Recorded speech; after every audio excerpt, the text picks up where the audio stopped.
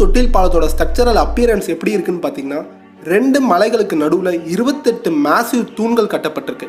இதோட ஹைட் என்னன்னு பார்த்தீங்கன்னா 104 ஃபீட், தரையில இருந்து 104 அடி உயரத்தில் இருக்கு.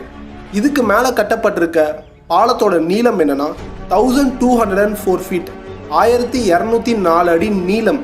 இதை பார்க்கும்போது கண்டிப்பாக உங்களுக்கு கூஸ்பம்ஸ் வரும். இதை எப்படி அப்போ கட்டினாங்கன்றது நினச்சி கூட பார்க்க முடியல. ஆக்சுவலாக இதை எப்போ கட்டினாங்கன்னு பார்த்தீங்கன்னா 1963 ஸ்டார்ட் பண்ணி 1969 கட்டி முடிச்சிருக்காங்க.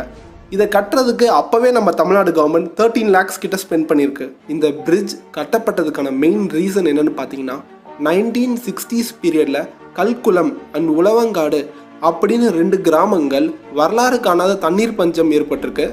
இதனால் அந்த மலையில் இருக்க விவசாயிகளுக்கு விவசாயமும் உயிரினங்களுக்கு வாழ்வாதாரமும் பாதிக்கப்பட்டிருக்கு.